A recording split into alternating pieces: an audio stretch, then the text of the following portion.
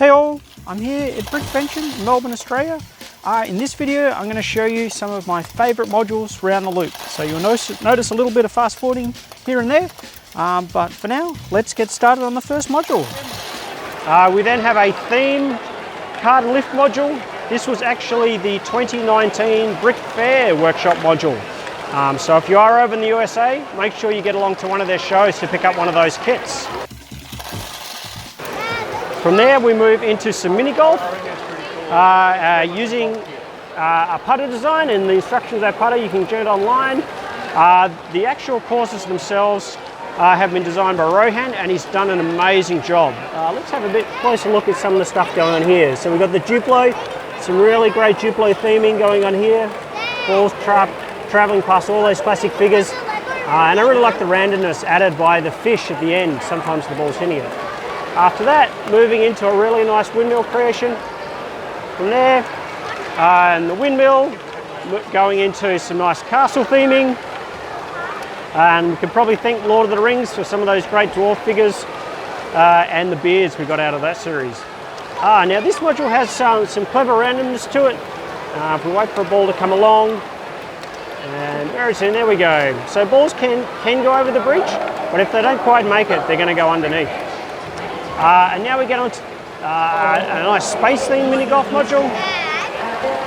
So a very simple bit of golf, and then that's moving around, comes around onto the chain lift and moves the balls along. There we go, there's one there. After the space theme, we actually have a little micro scale Lego diorama. So if we move out, we can see the nice Melbourne sign on the front. A lot of key buildings there. If I knew the names, I would say them. Now this next module, if I zoom out a bit, with the man himself, Rohan, sitting behind it. And this is probably the second ever human power module, and probably the first ever genuinely human power module. So the first human powered is just a human moving stuff. And the way it works is we've got two components to it. We've got the big TNT stack at the front, and when people press that, we can see the explosion happening there in the background. And if I zoom in a bit better, so closer to the TNT, we'll actually see when someone presses the plunger that the whole mountain explodes and the balls move on to the next area. The conveyor and the little stepper we have here, they're actually powered by this little hand crank, which is being furiously turned right here. So all human powered.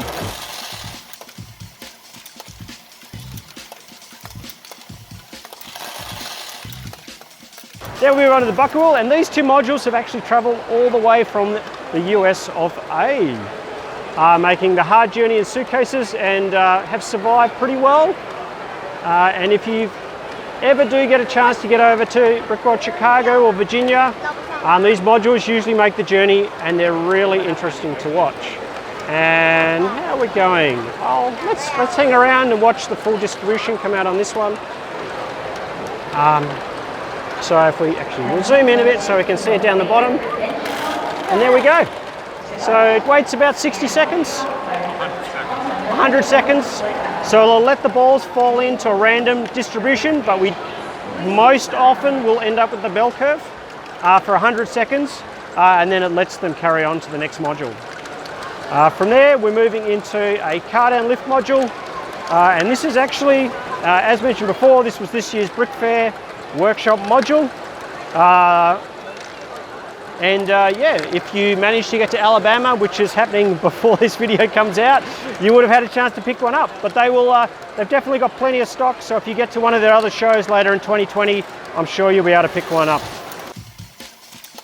And this one sorts the balls into the orange and white. And if I just get into a better position, we can see it doing its job there. And when it knows that it's filled up a section, it'll actually send it on to the next. So with the nature of the balls Lego selling at the moment, there is always more orange than white in the loop. So the orange is probably more likely to pass on in this particular loop. Here we go, we'll just hang around for a minute. There we go, excellent. From there, we've got the invisible lift. Always a great module to watch. And there we go. And And I'd really love to see this module at one of the water lights, because the balls would be truly lifting up.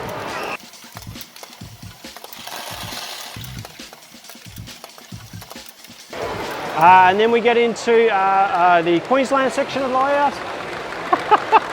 And a bunch of really cool original modules here. And I think most of these have instructions.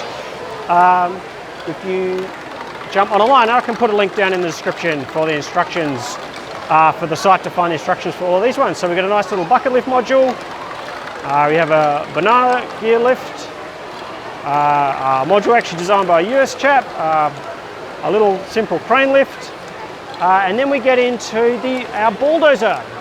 That's been going really well today. We've got 4 dozers in operation. And at any point in time, we'll have 2 dozers being operated, sometimes by the public, well, mostly by the public, but if they're finding it a little hard, we'll do it by the kids. And the aim is they'll drop in and then they'll sweep them over into this grill at the back here, and then it'll carry on just like that, and then it'll carry on to the next modules. From there we have a tower bridge themed module. If I zoom right out, we'll notice one key thing about the bridge itself is actually no balls going over the bridge. So if I come down here and I can zoom in, the balls themselves actually travel through the blue. So there's a really clever use of the mechanism here to get those balls going on.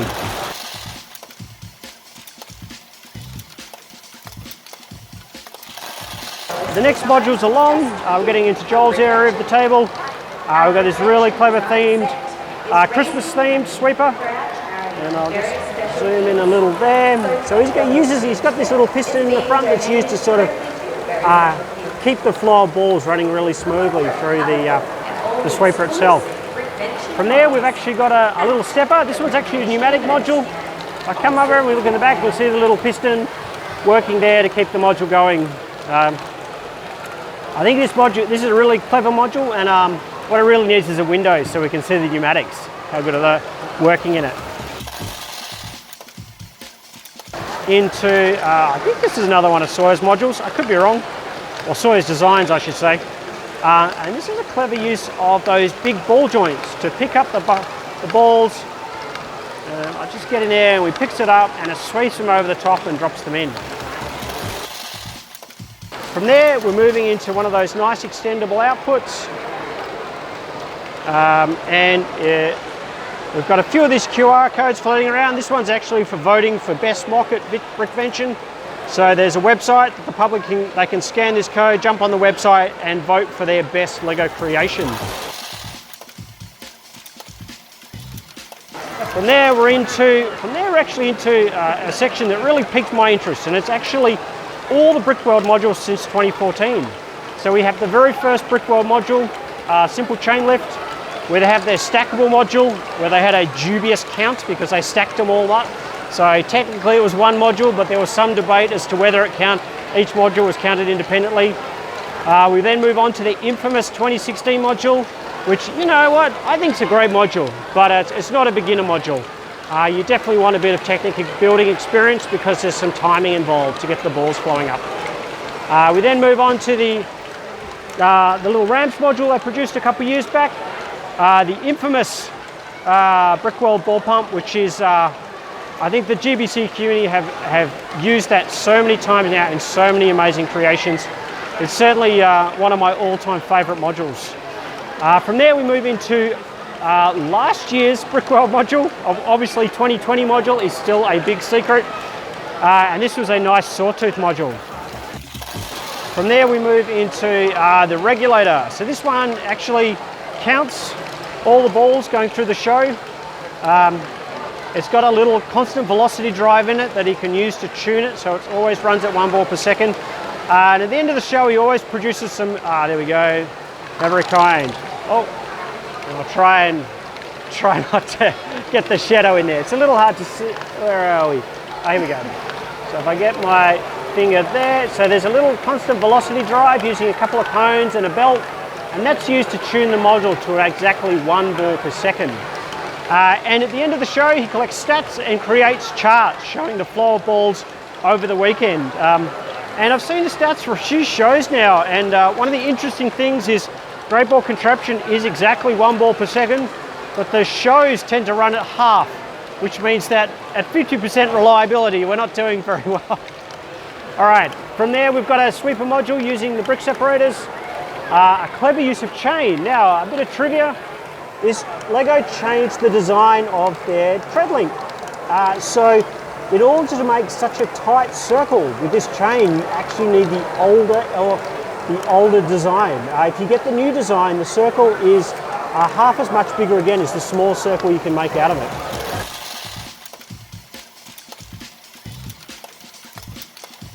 And from there we've got a really great theme module using the Sailboat. So this is a really clever use of using offset cranks or wheels and time just so as the balls will slowly move on the waves, moving into the next module. And there we go there.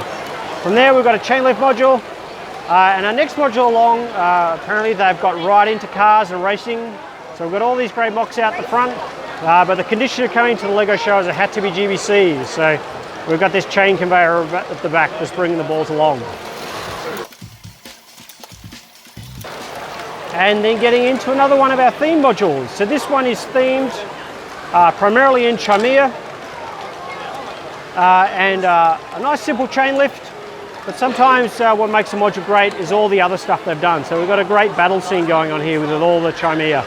Actually, if I come in here and have a look at the chain, they're using the crystals as the primary lift, which is quite clever.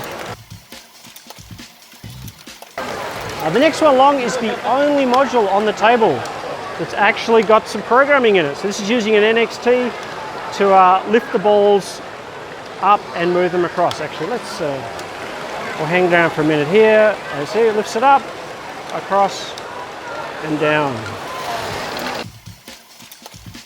Before going on to another. This one's been around for 8 years now. 8 years. And it's kind of a sweeper module, but I don't think I've seen the arches used like that before. Yeah, very clever, very clever. 8 years, so that's, there'd be probably a handful of modules that can claim that kind of fame in terms of runtime.